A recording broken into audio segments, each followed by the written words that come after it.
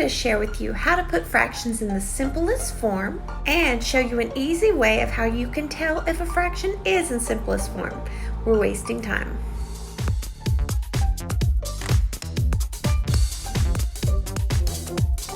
Hello everyone, welcome to my channel, or welcome back to my channel. I'm Allie Mack and I am a math teacher. This is my second math video. I hope you find it helpful because it has helped me explain how to turn fractions into simplest form and how to identify fractions to see if they're in simplest form. And without further ado, let's get into the video. Okay, when dealing with fractions, it's really important to know how to put them in simplest form. So this is like a little cheat sheet that is going to help you determine if a fraction is in simplest form. There are 3 rules that we live by. As you can see, number 1, is the numerator a 1? Like 1/2, 1/3, 1/4. If there is a 1 in the numerator's place, you know that your fraction is in simplest form. If it does not have a 1, then you need to move on to rule 2. Rule 2. Are the numerator and denominator consecutive numbers? Meaning, do they go in order, like 1/2, 2/3, 3/4, 4/5, 100, 101. See what I'm saying? They're in consecutive order. The 2 comes behind the 1, the 3 comes behind the 2. I think you get the idea. If they're in consecutive order like this, then they are in fact in simplest form. If not, move on to rule 3. Rule 3, find the greatest common factor. And if their greatest common factor is a 1, then the fraction is in simplest form. And I'm going to show you what that looks like in just a second. Okay, as promised, I am going to show you how to find the greatest common factor of 2 factors. So for the first example, you see the fraction 4/16. Now, one tip that I always tell kids is if both the numerator and the denominator are even, you know it is not in simplest form. So the first thing you do is you list all the factors. I always create like a T table, and I find all the factors of both ones. So you see the factors of 4 are 1 times 4, because 1 times 4 is 4. Then I go to 2. 2 times 2 is 4. Nothing times 3 gives you 4. That is a whole number. So then I'm back to 4, and when the numbers start repeating each other, like if I were to put 4 times 1 here, you know that you can stop. So when they start repeating, you know you can stop. And then I have 16. I know that 1 times 16 is 16, 2 times 8 is 16, I know 4 times 4 is 16, and look, these numbers are repeating. So once your numbers start repeating like that, you know you can stop.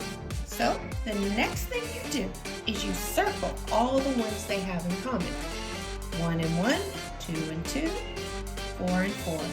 And we see that the greatest number they have in common is a 4. That's your greatest common factor. For number 2, you see that we have 1 and 7. This number's prime. For 21, 1 times 21 is 21. 3 times 7 is 21, and 7 times 3 is 21. The numbers are repeating, so our greatest common factor is 7. Okay, so for number 3, I kind of got us started. I know that 1 times 8 is 8, 2 times 4 is 8, 3 times, no, and then we're back to 4 again, and they're repeating. So number 14, I always start with 1. 1 times 14 is 14. 2 times 7 is 14. 3 times, no. 4 times, no. 5 times, no. 6 times, 7 and 2. And they're repeating, so I'm done. Now I'm going to circle all the ones that they have in common. So that will be 1 and 1, 2 and 2. Nope. So the greatest common factor is 2. The last example I'm going to show you on how to find the greatest common factor of 2 numbers is this 15 20ths. I always start with 1. 1 times 15. 2 times, nope. 3 times, 3 times 5. 4 doesn't work. And then we're back to 5 times 3. So we can stop there. Now we have 20. I know that 1 times 20 equals 20. I know 2 works. 2 times 10 gives me 20. I know that 4 times 5 gives me 20. And I'm back to repeating. So therefore I can stop. Okay, circle all the ones that they have in common. 1 and 1. 5 and 5. And that seems to be about it. So the greatest common factor of 15 and 20 is 5. Now, these are the 2 steps to putting a fraction in simplest form. Step 1, we find the greatest common factor. We just learned how to do that. Step 2, we divide both the numerator and the denominator by the greatest common factor. We can follow those 2 steps. We will be able to put any fraction into simplest form. Okay, so let's look at this example. To find the greatest common factor, create a t-table of factors for the numerator and the denominator. All right, we have 6 and 12. And then we're going to write all the factors like we did earlier. When factors start repeating, you can stop. Okay, step 2, circle all the factors the 2 have in common. The greatest number is the GCF. So in this particular case, it looks like 6 and 6 are the greatest common factors. And as you can see, we found the greatest common factor. And then when we divide this by 6, that by 6, we get 1/2. So now let's use these steps to put these fractions into simplest form. So remember, step 1, find the greatest common factor. Step 2, divide the numerator and the denominator by the greatest common factor. I think we can do this. Let's start by making our 2 t-tables. I don't know why I have to make those noises, but I do.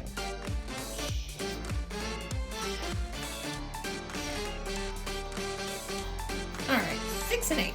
I know that every number and 1 are factors. So 1 times 6, and I know 2 times 3. 4 doesn't work, 5 doesn't work. We're back to 6, and they're repeating, so we're done with the 6. 8, 1 times 8, okay. 2 times 4, okay. 3 doesn't work, and we're back to 4, repeating, so we are done with that one. Now, I'm simply going to circle all the numbers they have in common. So, 1 and 1, 2 and 2, and nothing else in common. So the GCF is 2. So now all I have to do is divide 6 by 2 and the 8 by 2. 6 divided by 2 is 3. 8 divided by 2 is 4. Hey y'all, look, it actually follows rule 2 on if it's in simplest form, consecutive numbers. You see that? 3/4. Oh, do you hear my clock? Woo. Let's try another one. 5, 15. Ooh, I don't know why I was about to rewrite that fraction, but it's okay. And 15. All right, I have a feeling I know what this greatest common factor is going to be. 1 times 5, and that's prime. We leave it alone. There's nothing else that can do. 15. 1 times 15. 2 doesn't work. 3 times 5. 4 doesn't work. And then we're back to 5 times 3. We're going to circle all the numbers they have in common. And I see the largest number they have in common is a 5. The greatest common factor is 5. And then step 2 says we divide by the numerator and the denominator. Divide by 5, divide by 5. So we get 1/3. And this follows rule 1. There is a 1 in the numerator. It's in simplest form.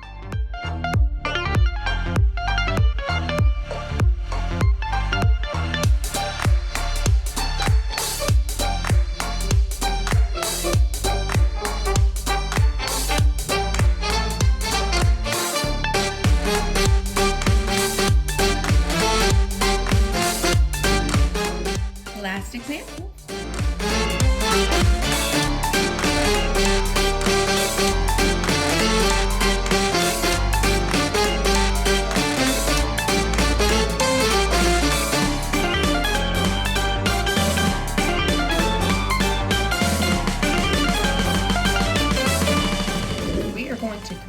worksheet and tell whether each fraction is in simplest form. If it's not in simplest form, place in simplest form. This first one, 1/9.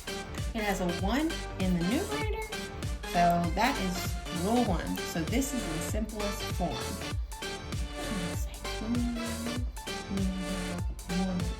Extra today. Number 2 doesn't have a 1 in the numerator, not consecutive order. We've got to find the greatest common factors.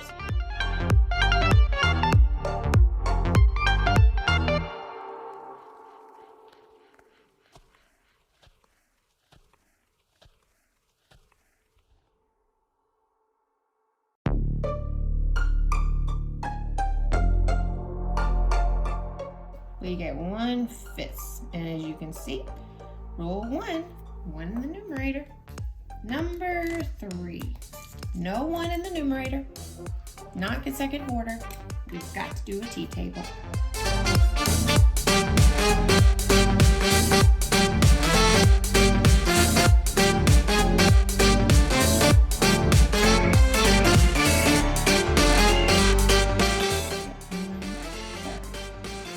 Which follows for 1. You see that? Question 4, we got 4/5.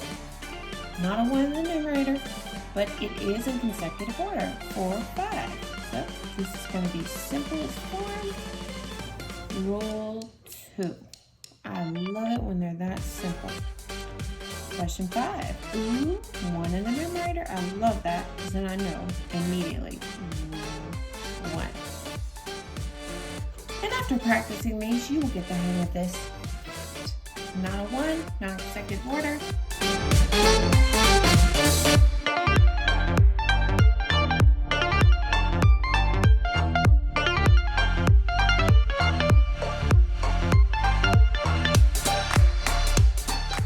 Follow rule 1. Ooh, look at number 7. You see that? Consecutive order. This is simplest form. Rule number 2. Number 8 does not follow rules 1 and 2. So we need to make t-charts.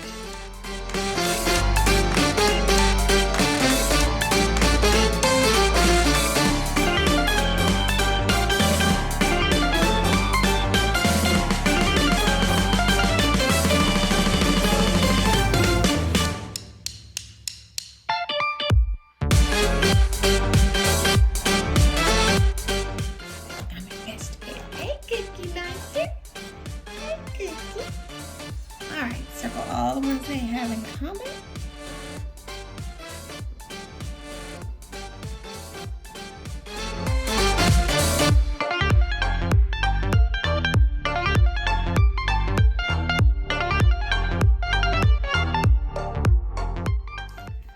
Okay, circle all the ones they have in common. And the greatest one is 12. So, divide this by 12. By 12. And I get 3. Look there, consecutive order. Number 9. Ooh, 1 in the numerator. So, simplest form is rule number 1. Number 10. Ooh, consecutive order. Simplest form. Rule number. Alright, see, it's not that bad. So remember, when we start adding, subtracting, multiplying, and dividing fractions, you're going to need to be able to put fractions in simplest form. You're just going to have to, so you need to master this. And if you need to, rewatch it, alright? By the way, these worksheets can be found on my Teacher Pay Teacher store. It is linked in the description below. So I hope you found this video helpful. Thank y'all so much for watching. Please like, share, and subscribe, and I'll see you in my next video. Goodbye.